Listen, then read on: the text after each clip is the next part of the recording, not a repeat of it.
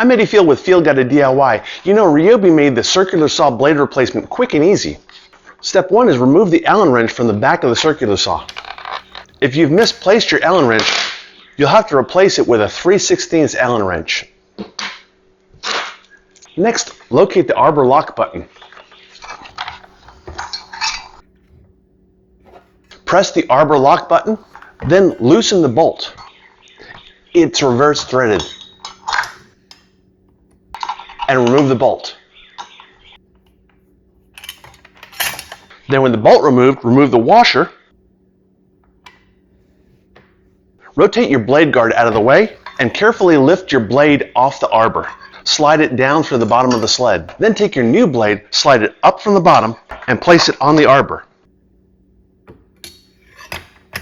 Return your keyed washer and your reverse threaded bolt.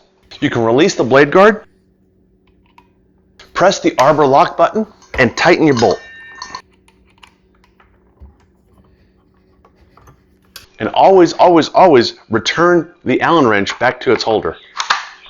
Now you're ready to cut. For more helpful tool instruction videos, click the image on your screen now.